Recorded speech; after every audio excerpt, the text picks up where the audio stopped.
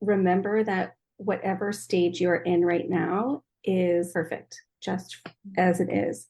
And that it's okay to want more. It's okay to want things, to do things differently, and that you are worthy of making a different choice.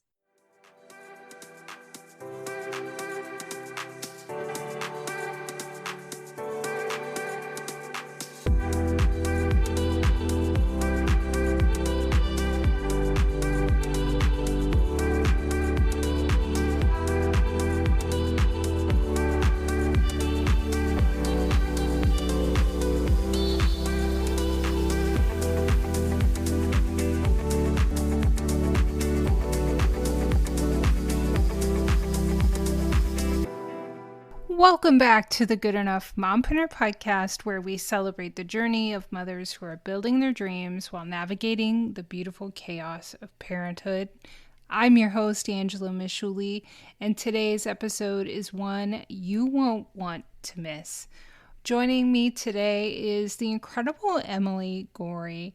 She is a mompreneur who is working on mastering the art of balancing motherhood and entrepreneurship like all of us. Emily is the voice behind Project Mom Podcast, a podcast dedicated to exploring the intricate connection between motherhood and building a business. And Emily's journey is not just about success, but also resilience, self-discovery, and embracing perfection. And honestly, I think that this is one of the most powerful conversations I may have had on the podcast. Two moms talking about their journey as parents and building a business. Emily, in her conversation with me, shares her personal experiences, insights, and strategies that have helped her navigate the challenges of mom guilt, finding her identity, and taking decisive action towards her goals. Get ready to be inspired as Emily dives deep into her story, revealing the power of community, the importance of taking action, and how outsourcing tasks can be a game changer in defining your version of success as a mompreneur. So grab your favorite beverage, find a cozy spot, and let's welcome Emily Gorrie to the podcast. Welcome to the podcast, Emily. I'm excited to continue our conversation from myself being a guest on your podcast, Project Mom. You're the voice behind it, and that's so exciting. I love conversations with fellow mom podcasters, and we both are aligned in our passion for understanding this unique situation that we have of being moms and entrepreneurs. Yes.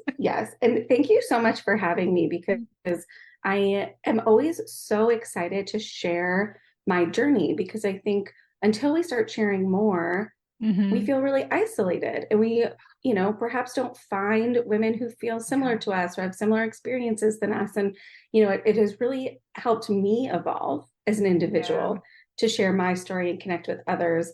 And really has provided me a lot of fulfillment to know that it is helping others as well. So first off, just thank you for having me. No, thank you for being here, because I feel the same way. I mean, and it's why I started this podcast. Like, why in the heck do we as moms feel so full of fear and self-doubt to start a business that we know we're called to do? And we're doing all these amazing things, yet we think we can't run a business and, run a household too. So before we dive in, why don't you set the stage for your podcast and what you're doing so listeners can get a sense of what that is?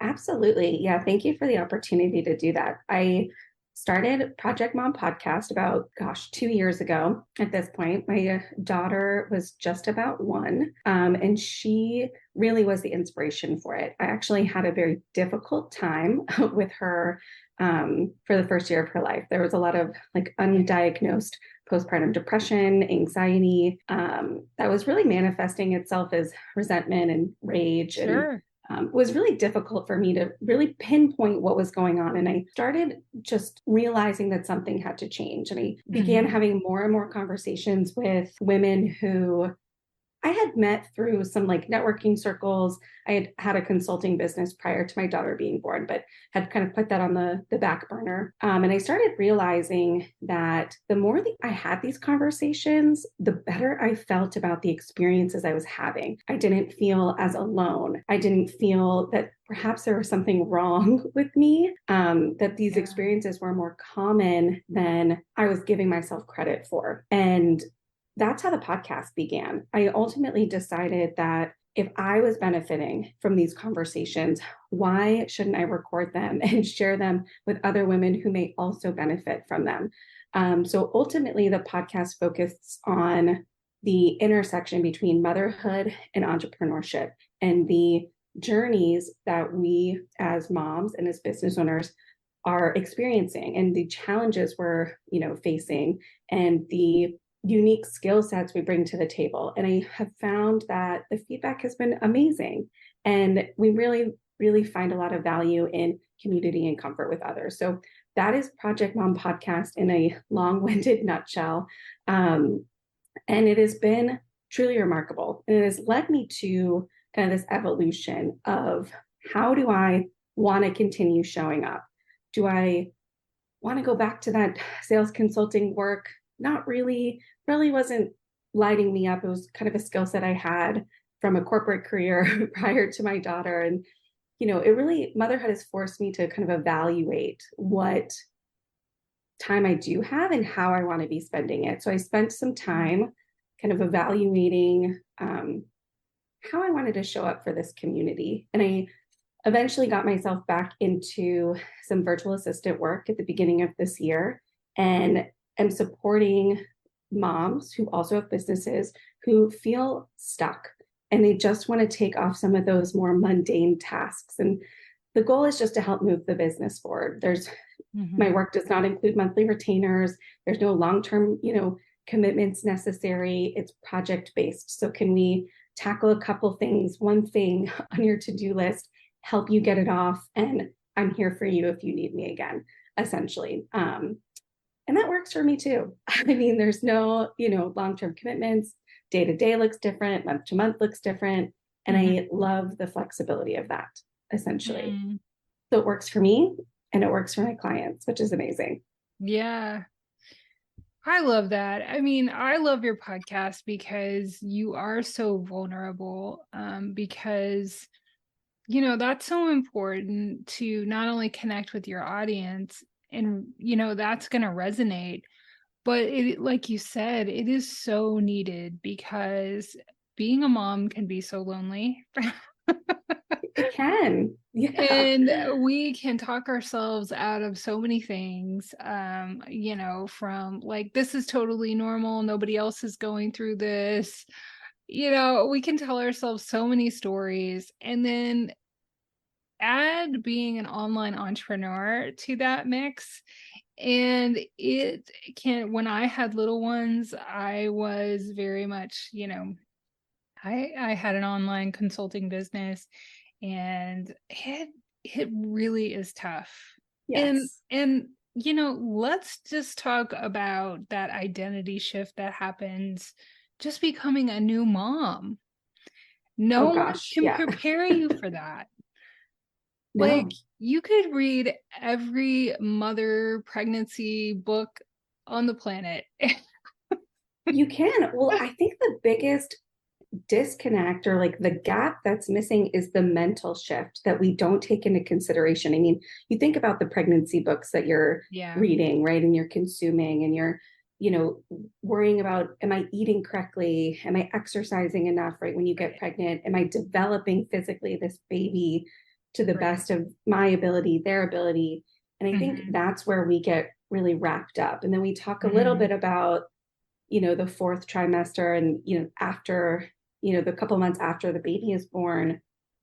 But it's all about how do I, as an individual, support the development and the thriving of this baby. It's the breastfeeding. It's, the sleep culture, are we all sleeping, the sleep deprivation? It's the physical really that we focus on. And we don't spend enough time thinking about the mental shift that we experience as a woman becoming a mom for the first time, right? The Mm-hmm. needs of others, how we have to, if we choose to use our physical body to nourish our babies, and, you know, Yeah. there's a shift that goes along with that. And you said it, Mm-hmm. and it's lonely, and we don't talk Right. about it. And for me, when I went through that, I felt like there was a story in my head that was essentially, this is what I signed up for. This must be just what everybody else is feeling. And Mm-hmm. I have to accept it because I chose it. This is the choice I made. And Mm-hmm. I didn't realize that those stories of, like, I've lost myself, I don't matter as much anymore, have to put Mm-hmm. my family first, have to put my daughter first, my aspirations will come later, have to support my partner who's the financial breadwinner first, mine will come second. All of those stories were so loud for me that I assumed it was like the norm, to be honest with you, because Yeah. nobody was sharing with me otherwise. Compare my experience to my sister, who is a stay-at-home mom. I compare it to my mom, who was a stay-at-home mom, who put her Mm-hmm. aspirations and her goals on the back burner. Who even said to me in the first year of my daughter's life, it I said to her, I was like, how did you do this? Like, I don't want to put myself on the back burner. She's like, it's only until she goes to preschool. I'm like, she's 3. That would be when she's 3. She's 6 months old. Like, I have to wait 2.5 years. So there's a gap that we don't focus on. And how do we support Mm-hmm. ourselves and other moms with that shift of, these stories that are everywhere? And how do we mentally support ourselves and recognizing that this is common, but it doesn't have to be? Mm-hmm. Doesn't have to be the norm. And that for me, that was the biggest mental hurdle, to support Mm-hmm. myself and that I am worthy of these stories not being true. Yeah. And all due respect to your mom, I mean, myself, my oldest is 16 and my youngest is 10. I still struggle with putting myself first. Yeah. And my kids are not typical cookie cutter kids. They are highly sensitive. There are days it's really hard to get them to go to school. There are some days they're Mm, really exhausted. They do not fit in any mold that you might see from anybody else. yeah. Yep. So I had to throw out all of these expectations that I had in my mind about what I thought my Yes. kids would be and motherhood would be like. Mm, And there literally had to be a death to that. absolutely. And it's like, so what do you think? I mean, kudos to you for, finding this light to rescue yourself, because honestly, nobody can do it for you. So, Yep. what do you think you would have benefited from hearing from somebody ahead of time to say, not only just put yourself first, but how to do that? How do you make space for that? Yeah. I think that's so important. And I will say too, like, hearing it ahead of time, but also from somebody in a similar life stage of you as you, is the key component for Mm, me. Because, to be honest, I did hear it a handful of times. My parents said it to me, my partner said things to me, yeah. other friends have said things to me, but I didn't accept it. I didn't want to Mm, hear it. So I wasn't in the right space for that. And I would say to anybody who's about to embark on this next stage, becoming a mm-hmm. mom for the first time, even becoming a second time, third time Yeah. mom. I'm about to become a second time mom, so I can't quite talk from experience, but I've heard that the evolution continues as you add more children to the mix. Like, Mm-hmm. what I would ultimately say is, it's okay if it's hard. Like, the awareness that it's okay to be unfulfilled, feel unfulfilled. It's okay to Mm-hmm. feel like something's not quite working for you. It's okay to feel like there are moments where you just don't want to do it anymore. Because I Right. think there's a lot of, like, narrative around gratitude and, like, being grateful that we were, able to have these babies and, have aspirations and, we should be grateful that we can. And, I think it's just okay to feel not happy all the time. And for me, if somebody said to me ahead of time, hey, this is going to be like something you've never experienced before. Like, don't, yes, the sleep deprivation is going to be there and eventually it'll fade. Yes, the breastfeeding challenges are going to be there and eventually it will fade. Right. Yes, the feeding your baby solid food challenges are going to be there, but that will fade. Like, those will be there. But the mental shift that you are going to experience is going to be like something you've never known before. And it's okay if it's hard. And it's okay if you don't enjoy every second of it and you don't have to do it alone. I think if I had somebody who said something like that to me and was in a similar stage as me, I would be like, okay, like I'm prepared to see something radical happen in me after this baby is born. And until then, you don't really know what you're about to get into. And for everybody, it's different. And I think that's the key. Like, some women absolutely thrive, absolutely love it, and have like very few challenges. And I am happy for them. I honestly, like, would I wish that for myself? Yes, absolutely. But we all experience the own unique journeys that we're meant to. And I think, just knowing that we each experience something different and that it's okay if it feels hard. If that was said to me, I feel like that would be a game changer. That would be radical in my mind. Like, wow, okay, somebody did have a hard time. I will get through it. And it's okay that it's hard. I think that's really profound. And I think I so agree with that. You are grateful, but, toxic gratitude is not going to get you anywhere. You have to give yourself permission. And, I think that we're among the first generations too, to deal with a lot of pressures that other generations haven't had to. Like, we've been told we can do anything and be anything. Yes. We can have the job, we can have the cake and eat it too. And then we also have social media and the internet and everything else not telling us what we should be, but comparison. So I think we feel caught in this divide about like what our intuitive maternal nature might be, and not everybody has that, and that's a whole other episode, and that's totally fine. But it's like you want to be this mom, but you have all of these like societal expectations you can do and have it all. And be the mom that you want to be. And be happy all the time in the midst of it.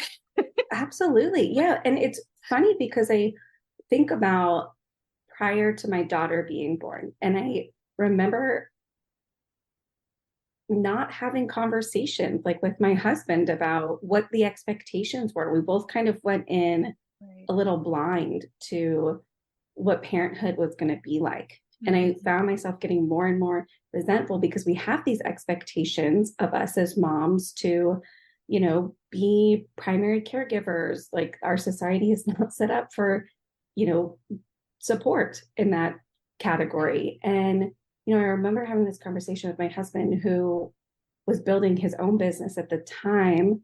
And I was like, but why do you get to? Why don't I get to? He was like, well, I just assumed. We just kind of fell into these like typical patterns, right, of society. My husband was building the business, going to be the financial breadwinner. I was going to stay home. We had the flexibility, and I'm grateful we had the flexibility to do that, to have a one income household at the time. And, but we fell into these patterns of what my role was and what his role was. And it felt so unfair. I was like, but Right. why you? Why not me? And you're right. Right. We have these stories of within the last generation or so, like we can have it all. I grew up with parents who are like, get the job, get the career, build your own safety net, and then find a partner, then build a family. And I remember when I started building the family, I was like, wait, how do I reconcile and do both? And Yeah. that's the disconnect. There's not support for that. Mm-hmm. Right. And I don't think we can have the expectation on ourselves that we can be the mom that does it all, but also build that, follow our Yeah. dreams that we want to. And I think that that's when you have to do what you guys did and go, this is not working for me. Yes, exactly. Yeah. Yep. And that's incredibly brave, because we do just take on all of these societal expectations, friends and family, and we don't even realize it. And we don't examine like what is really causing us the stress. And Yes. oftentimes we're just taking on all of this pressure to do and be something that we're not even realizing we're co-signing. Absolutely. So, what was the first thing you did that you kind of reclaimed yourself? Was it the podcast, or how did that kind of come about? Yeah, I think I don't remember exactly which came first. Uh-huh. If it was the idea to create the podcast, I don't remember if that idea dropped in first or the awareness that I needed childcare support, that I Mm-hmm. needed to give myself the space in Mm-hmm. order to breathe as an individual, Mm-hmm. as Emily again. And I can't recall which one exactly came first. They may have kind of parallel paralleled at the same time. But Yeah. for me, the biggest piece was giving myself permission to not be a 24/7 full-time stay-at-home mom, and that I was worthy of having some childcare. So we started looking probably, I mean, it took me months to find some childcare. I mean, it is not easy to find a nanny, a babysitter, even like Yeah. a daycare that has an open spot. Honestly, at least in Yeah. Southern California, it is a disaster zone over here and still Mm. is, unfortunately. And, for me, the biggest piece was, okay, I'm worthy of this. So now I'm going to start looking. We ended up getting a like part-time, she ended up coming like for 4 hours to maybe 3 times a week, Mm. a nanny to come. Mm-hmm. And I wouldn't, maybe I would call her a glorified babysitter. Even at that point, she just graduated college. She would come, she would, play with my daughter, give her a lunch, and put her down for a nap for like 2, Mm-hmm. maybe 3 days a week. And Mm-hmm. we had her for probably a couple of months. And it wasn't until I started having that space again did I Mm-hmm. start to feel like I was coming up for air. And I felt like there was some semblance of me that was like showing up again. So I would say the biggest catalyst was just giving myself the space to identify what I wanted to do with my time again. Did I want to run some errands without this like really active kid in tow? Did I want to start a podcast? Did I want to take a nap? Did I Yeah. want to start working out again to, physically nourish my body?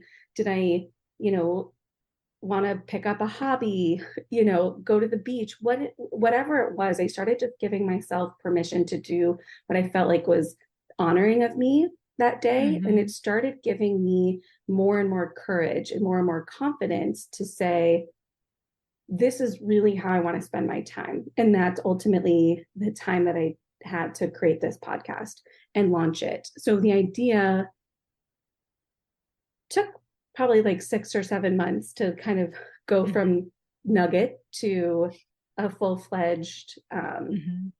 real life thing. Mm-hmm. But ultimately it was space that allowed me to have that, to create that. And it wasn't until then did I feel like I could actually do it. Yeah. And it's hard. I mean, I don't know. It's hard to create space for yourself. I think we are Well, yeah. blessed and grateful to be able to spend some money to do that. Um, Right. but it's hard to do that. For me, that was kind of the big thing. It's like, how do I Mm-hmm. get myself back that time? Well, I don't know. I feel you going through that list and talking about what you wanted to focus your time on. Man, I remember doing that myself. And you feel really torn, like you have to be productive. You have to be Yes. doing something, it has to be really worth like my time. I Mm, can't just sit and rest. I can't just like, I have to do and be. And yeah. Yeah.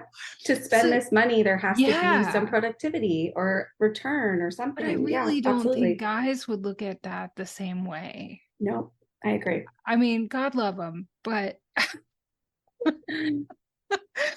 Yeah. it's just, I mean, my life, I'm realizing my life's work is going to really focus on that self-confidence piece because we as women just don't realize how those expectations erode our confidence. Like we're supposed Mm, to be on it, we're supposed to be confident, and it is just something that men do not deal with the same level. mm-mm. It is it's really something unique, and it is really beginning to answer that question, why do we not feel good enough? Mm, yep. um so how have you worked on managing that mom guilt that I see seeping in and is so prevalent? And I still like, for you, I don't know if you'll be blessed with or work it out amongst your husband and your family to spread the responsibility, but I had daughters who just preferred me. Mm, And there was just nothing. And until I stopped resisting that and yeah. realized that there was just something that was about me. And then my husband was deployed for half of my oldest daughter's life. And at 6 months, she didn't even know who he was. And that Yeah. was just a reality.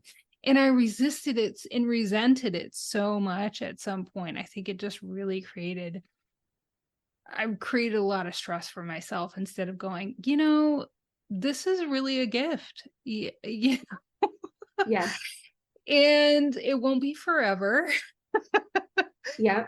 And but yeah, how did you work through that mom guilt, or how do you still work through it? Because we still have it. Yes. I was gonna say I still have it. It still shows up pretty Yeah. much daily.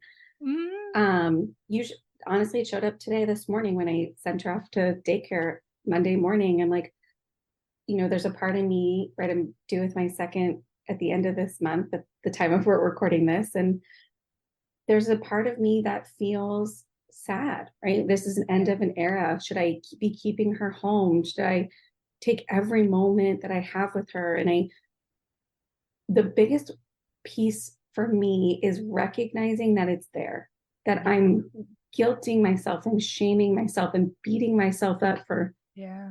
doing something else that brings me joy that Mm-hmm. I outside of motherhood. So I recognize that I'm beating myself up over that. Should I be doing something different? And the minute shoulds show up in my vocabulary, for me, that's the biggest clue. Um, that something's slightly amiss, that I'm buying into somebody else's definition of how my life should be run. So for me, that's Right. the biggest one. And then just I have to give myself grace because I it's always going to be there. And it's interesting. I have had a completely opposite experience with my daughter. My daughter prefers my husband. Oh, um, really? he was a huge part of her life. That first year of her life was really hard for me. He did a lot of overnight feedings. He was Mm-hmm. her safe space for a Mm-hmm. lot of that. So they have this like absolutely beautiful bond. Mm-hmm. And for me, there's a lot of guilt around that because I felt as though I did not show up in a way that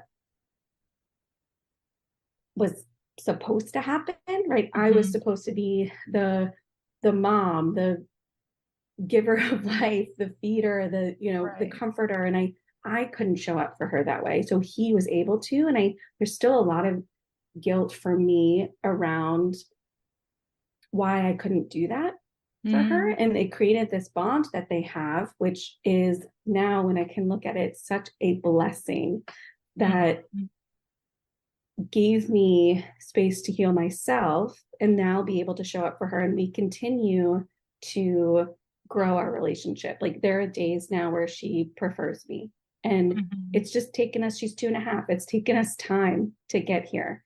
And Mm-hmm.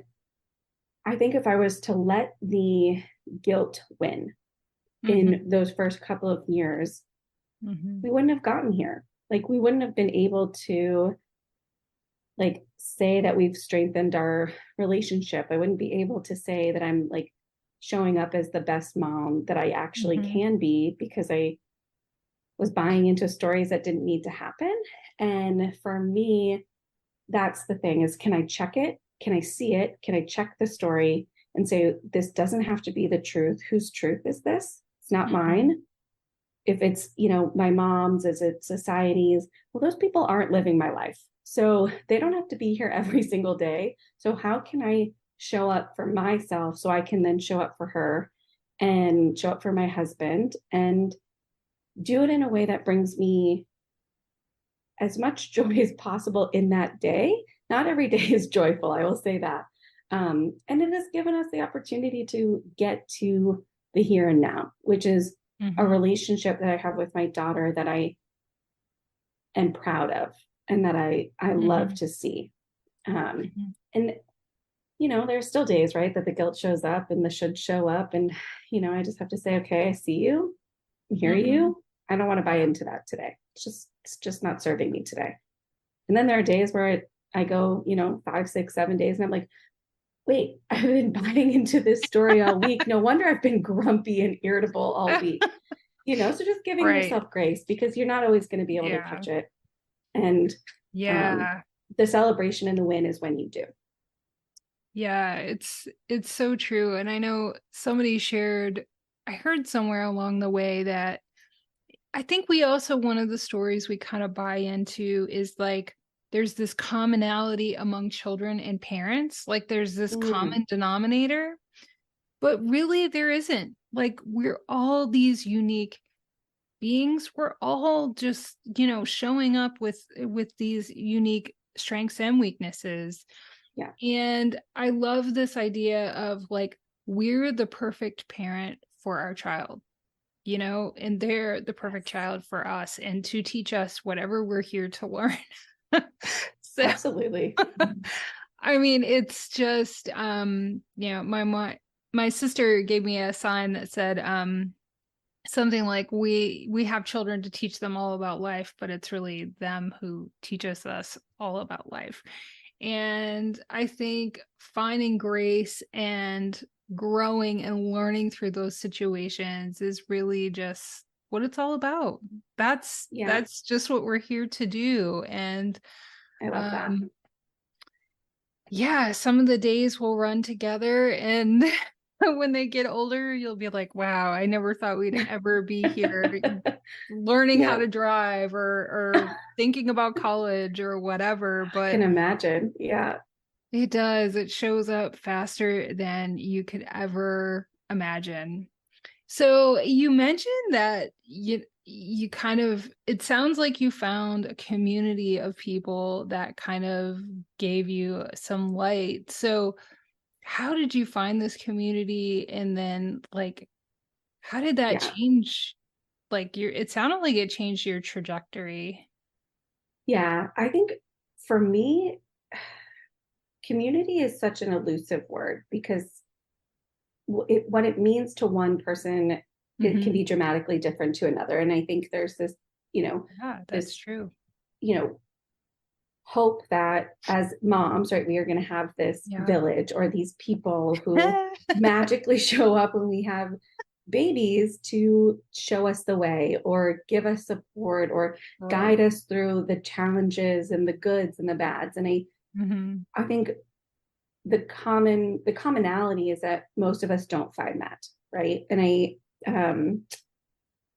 really found myself identifying with that need of like, I just want somebody to talk to who understands what I'm going through. Like, my husband was doing his absolute best to, be like, I get it, but I don't get it. I was looking for something from him that he was just not able to give me. And I, had some friends who had kids before me, but they were kind of like peripheral. They were like friends of friends, or I have met them through like some, networking events or something. And I just started to realize that these people weren't going to show up for me the way that I needed them to, unless I made an effort. So I honestly just started, similar to kind of how the podcast started, I just started talking to people who I knew had young kids. And some stick around and some you realize cannot meet you where you're trying to meet them at. And that's okay. Yeah. But the big thing for me was putting myself out there and actually starting to have real conversations with the women that I was meeting. And I, did some mommy and me classes. I'd go to the park. I would, put myself out there. And I found that the most success I had was around kind of like those groups that you would see weekly. Like I would sign up for a class and you'd see the same moms like over and over again. And what I liked about that is it like took the pressure off almost of like having to like almost like give somebody like a stranger my phone number, because I was worried I was never going to see them again, but I felt like we had this connection. So I really found a lot of comfort and success in building a community for myself through those type of groups and stuff. And I think, same can be applied for like business networking as well, like finding a community that meets regularly. So you're not feeling like you're kind of coming across as aggressive, like, hey, I really like this conversation, can I like give you my phone number, can we like talk about our challenges more? And sometimes that works and sometimes it doesn't, and you don't always know if somebody can meet you where you're at. Right. So I find that is kind of the biggest lesson that I had, and it helped me. But I ended up finding one of my best girlfriends in one of those classes, and she's been on 2 episodes now of my podcast. Her name's Lauren Gold, and we're evolving together. Her and I met her in a mommy and me class, and I was able to find a lot of comfort in her. And she was able to meet me where I was at in vulnerability and willing to talk through challenges, and we would troubleshoot with each other. And for me, the biggest piece is just putting yourself out there and like seeing if somebody else is willing to show up where you need to be. And that's in business, that's in motherhood, that's in personal life, like could be in dating, like not hiding your true self is the biggest thing. Is like somebody will match you. Somebody's looking for that too. And they may not be willing to put themselves out there first, but if they see the confidence that you have and the bravery that it takes to do that, it may just open the door for somebody else and create a connection and eventually a community for yourself as you're going and navigating through different seasons of life. Yeah. I think the most important part of that equation is once you're brave enough to kind of put yourself out there, is just not having an attachment to how you're going to be received. I think that that's so important because, I think it's so easy to kind of fall into that judgmental kind of trap. But Absolutely. man, I know that motherhood brings up so much stuff from Oh your yeah. childhood. It challenges you in a way you've never been challenged, and you really can lose yourself and have an identity crisis. And so Oh that yeah. is a lot. And in addition to that, you're keeping little humans alive Oh yeah. on little sleep. And, Yeah. it's, yeah, that's great that you did that and It's a saw lot that. though. Yeah, it's Yeah. a lot. And I think like if you can find somebody, and I also like to say like for me, there were a lot of micro moments of support that were huge. And I think that goes back to your point of like not having this attachment to how you're going to be received. Because I think, if we can give ourselves a little bit of grace that not everybody is maybe as open to, understanding their stories and their narratives and why they're reacting the way that they're reacting. And, if we can be kind of gracious to those folks who perhaps are not receiving us in the way that we hoped we'd be received, like that's fine, right? That's on them. That's their challenge, their stories, their reactivity. But also, can we find that there can be moments where we just have an interaction with somebody one time and it actually did provide us some level of support? Was that person able to show up for us in those 15 minutes that we had a conversation on the playground, who validated that the challenges that we were facing in motherhood were very real and will pass in time, but like feels so hard and never ending in those moments, right? So can we have some smaller moments of acceptance and support and, use that to our advantage? And I think until we can start to do that, we do have this attachment to this like grandiose idea of having so many people in our corner to support us. I mean, until we can recognize that maybe we're buying into that, I don't necessarily know if we're going to be able to get ourselves to a place where we feel truly supported. Yeah. If we have this like massive plan of how it should look. So can we accept just our realities right now and find those little moments? Yeah.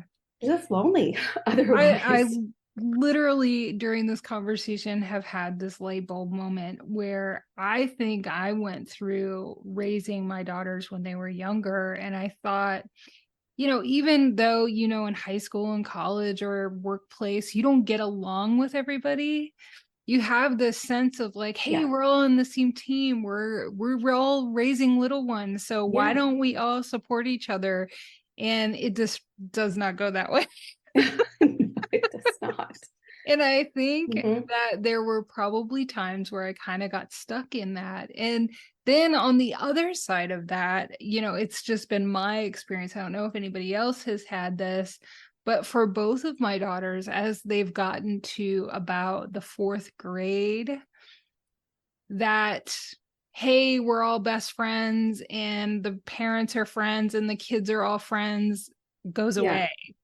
And so it's a little isolating. Again, you kind of felt part of this bigger community, and then the kids start breaking off into, their friends that align more with their specific interests. So it's like this other shift where it was like, hey, I thought we were all friends. And then you're like, oh. Interesting. Not so much. I mean, I will let you know in however many years that is for me. Yeah. But I mean, you're right. There's like right now, at least as I'm like, a mom of a 2.5-year-old, like there is a sense of camaraderie almost, right? You go into the daycare setting. I miss that so much. You pick up your kid. And you say, oh, you're so-and-so's mom. Great. I know they get along at school. My daughter talks about your daughter. We should get together, right? There is a level of camaraderie and kind of the doors open a little bit already. I can only imagine how challenging and kind of almost isolating again, right? Like you said, to like go to this point where, parents aren't really in that stage anymore. And neither are kids. They're not instant best friends anymore. And there's so-and-so said something and they were talking about me and I don't like them because they did this, and they may, and kids become very aware of how different people make them feel. Yeah. And it's really interesting. And it's really, again, another of those parts of parenthood that they don't really prepare you for. I kind of saw it with my oldest daughter and I was like, and then going through it again, it's like, oh, okay. Interesting. Yeah. I feel like you can also think about that in terms of like business too, or career, right? It's like when you think about, I remember when I was starting this podcast, and when I had, Mm-hmm. my sales consulting business, like there was a stage when you're in the early infancy stages of Mm-hmm. a business, right? You're Mm-hmm. almost birthing this new thing Mm-hmm. anyway. And there is a sense of camaraderie if you can Mm-hmm. find people in similar stages, like, oh, let's find some time to co-work, we'll Mm-hmm. support each other, we'll, if we can put ourselves out there and find that group, like if we, like you're walking into a daycare, maybe you're walking into like a networking group, or you're walking into like a co-working space or whatever. But I can imagine, like, as businesses grow and Mm-hmm. businesses evolve, and we are growing at different speeds, right? I mean, Sure. no path is the exact same. There becomes Mm-hmm. a level of, I don't want to say isolation, but there comes a level of, you recognize like who you surround yourself with and how it makes you feel as a business owner. It's Oh like, yeah. do I feel like my time's being honored? Do I want to show up Mm-hmm. for somebody else? Do I have capacity for that Yeah. what they're asking me for? So it can be applied in a lot of different ways. So I can Mm-hmm. imagine, as you navigate motherhood and you navigate business business and entrepreneurship, like, just, can we give ourselves some grace for how much we're Yeah. actually going through and navigating and Oh yeah. recognizing, because it is a process and it's always evolving. Yes. And like you Always. said, I think it's so important. I try to show up in those micro moments where I can support other women and in business or just as a mom and be like, hey, don't beat yourself up. And if you have to cancel or I don't care, don't worry about it. Right. Right. Or, just taking the pressure off because I myself remember, and I'm sure I still do on a certain level, put a certain pressure on myself that I don't want anybody else to do because none Yeah. of us benefit from that. Our children don't benefit from it, our partners, our families, our businesses. Right. There is no benefit. No, absolutely not. Yeah. I It's, love, I love that you do that, because I think I try because, it's hard. I really appreciate it when other people do it for me. Yeah. And, I talk so much like I've had this conversation so many times about like, why don't we, when we see somebody being really excellent at what they're doing, or we don't just tell them. Mm-hmm. So I try to say that, like, you know what, you're a badass. Yeah. Like you are killing it. I don't know what you think, but oh my gosh. And, Yeah. it's funny to see some people's reaction to that, but it's really, just like, eh, I just, it's fulfilling to me to show that to people just like you. I mean, the incredible bravery to have a 1-year old and to start a podcast and to step forward and go, okay, I need this. Other women need this. Yeah. And it's okay. And, this is really important. And yeah, that's incredible. That's just, Thank and we you. just don't give Yeah. ourselves um credit, but we also have a heart, something I talk about too, it's an important element in self-worth and self-confidence to be able to accept that, Mm, yeah. you I think know. it's one thing to say, like, to, it's twofold for me, because I think, right, as humans, we want to have that connection with other people. We want other people to see and validate the work that we're doing. And then on Mhm. the other hand, right, it does also have to come from within in order to accept Yeah. that, to say, thank you. I see that in myself, and I appreciate your recognition of that in me as well. Mhm.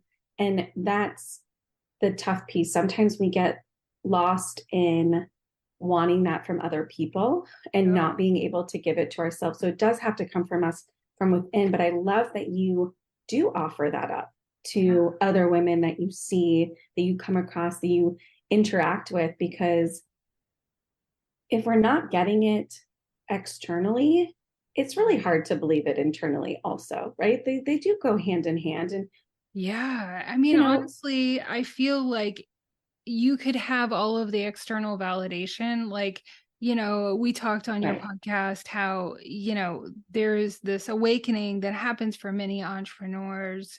And for me, part of that awakening is realizing like I was trying to achieve my trauma.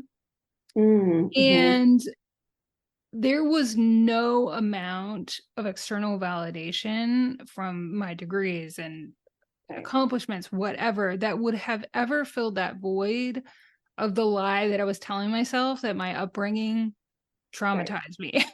Right. Period. Right. Like, you need to deal with that. Yeah. So, I mean, it's honestly, it does go hand in hand, but if you cannot at all feel any sense of self-worth, no amount of external validation is ever going to fill your bucket. You're always going to be chasing something. Yeah. And that's a terrible feeling.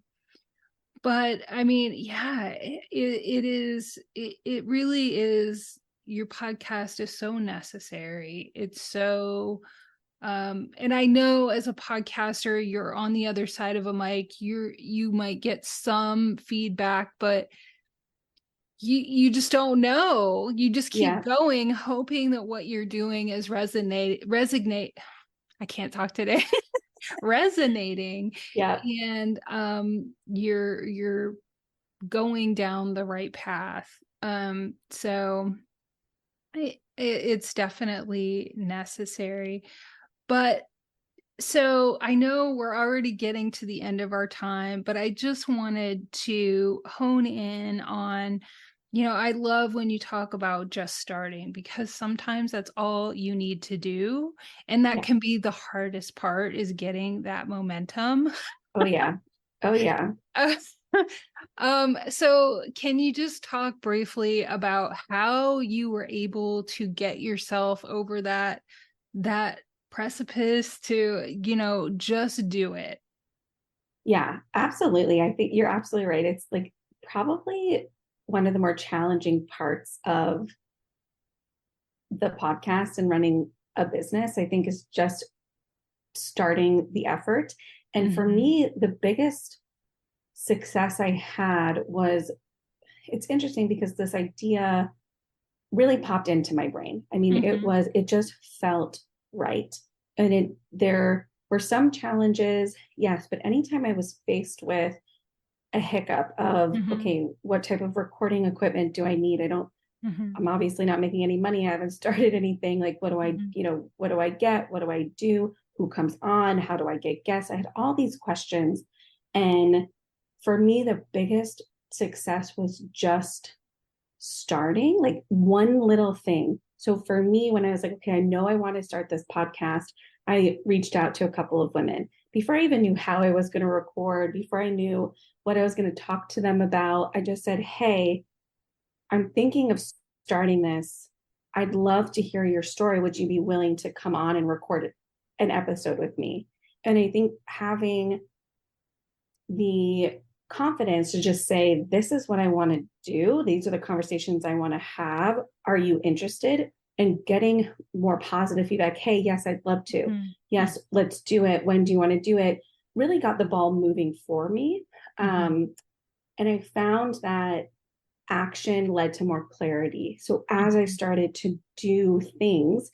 to move forward for the podcast, and same with the consulting business that I had, Mhm. same for the VA work that I'm doing. Like as I started to just do small, minute tasks to like get to the next thing, I Mhm. started getting clearer on what was working and what wasn't. And I was able Mhm. to make some pivots and some changes to get myself into a space that ultimately worked for me. So I think Right. for anyone listening who's looking to start, don't get bogged down in having all the answers or knowing exactly how it's going to look, or having all the puzzle pieces fit together already, because Mhm. those pieces are going to change.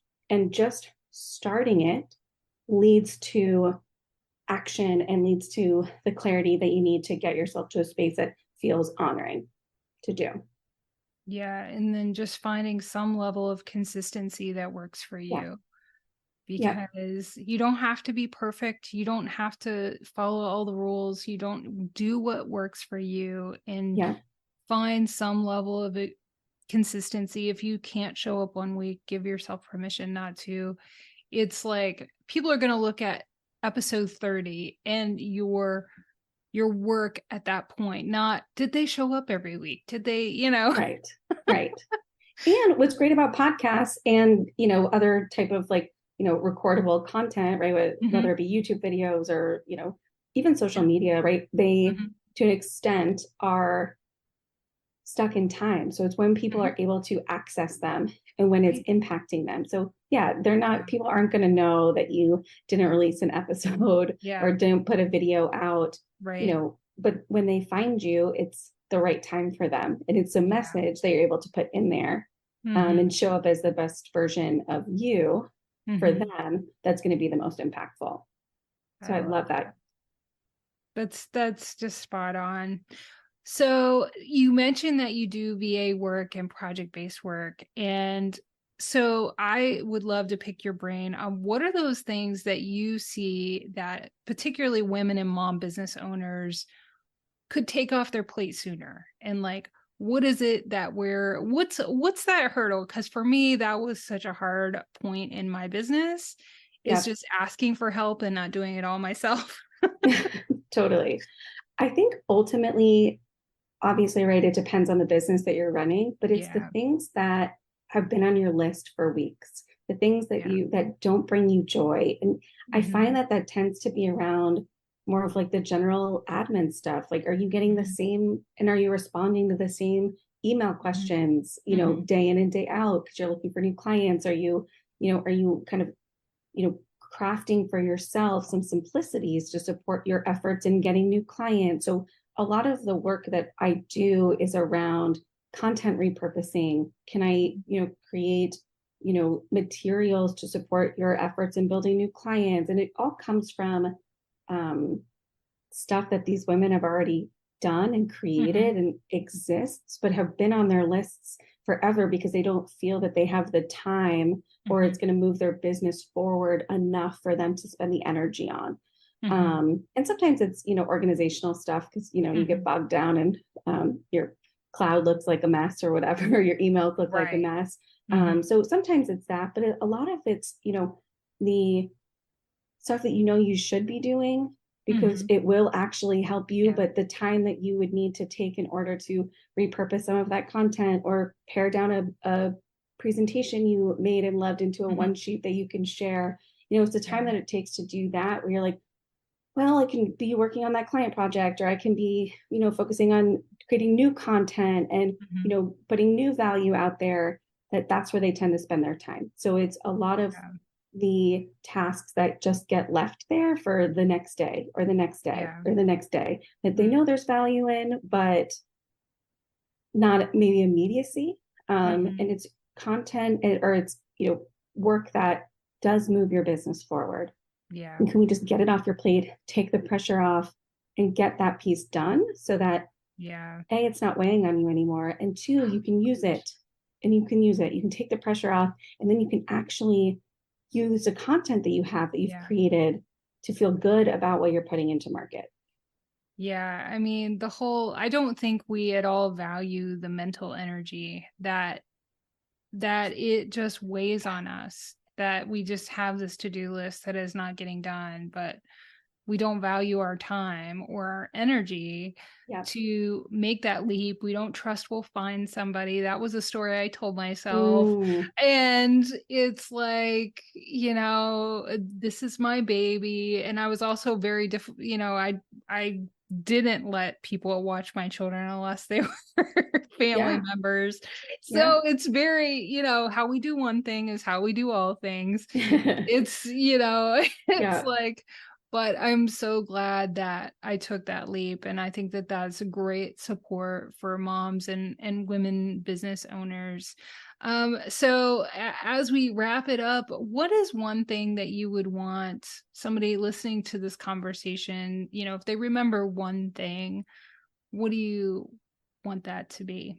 I think there's so many. I think ultimately remember that whatever stage you're in right now is perfect, just as it is, and that it's okay to want more. It's okay to want to do things differently.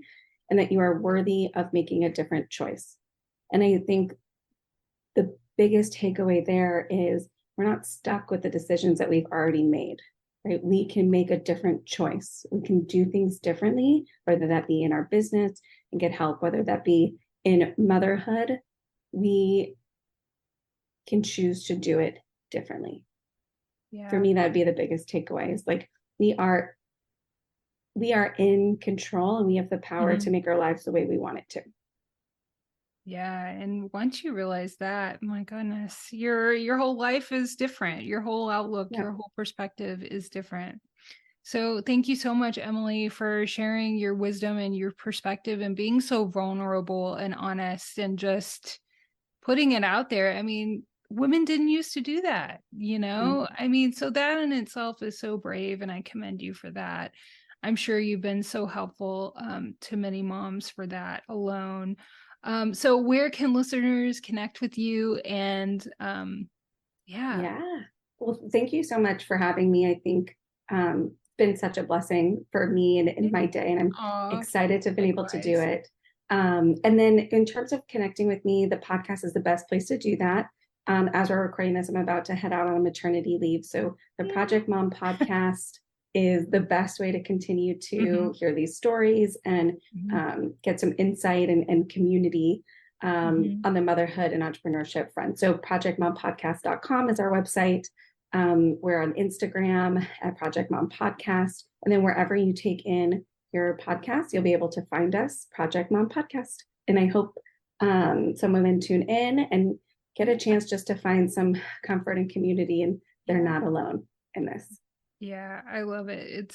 It's awesome. It's been a blessing to me to connect with you too. And congratulations. I can't wait to see the new little one. And, you know, if you ever need anything or support for your podcast or whatever it is, you know, we have a community here that are here for you. So I love that so much. So thank you, Emily. Congratulations again. Thank you. Thank you so much to our incredible guest, Emily Gorrie, for joining us this week. If you would like to connect with her, I will leave links in the show notes, and be sure to check out her Project Mom podcast. And if you would like to reach out to me, you can do that at mombusinesscoach.com. And thank you to you, our listeners, for joining us this week. We know you have busy lives, you're building businesses, and your time is scarce, and you chose to share it with us. So that is not missed on us, and thank you so much for that. But most importantly, I want you to remember that you are not alone on this journey. Whether you're navigating the ups and downs of motherhood or chasing your entrepreneurial dreams, know that there's a community of supportive moms cheering you on every step of the way. And if you loved today's episode as much as we did, don't forget to subscribe, rate, and leave a review for the podcast. Your feedback means the world to us and helps us continue to bring you inspiring content week after week. So until next time, remember that you are enough, just as you are. Keep shining, mama, and we will catch you in the next episode of the Good Enough Mompreneur Podcast. I'm your host, Angela Mashuli, and take care. I can't wait to talk to you next time. Bye.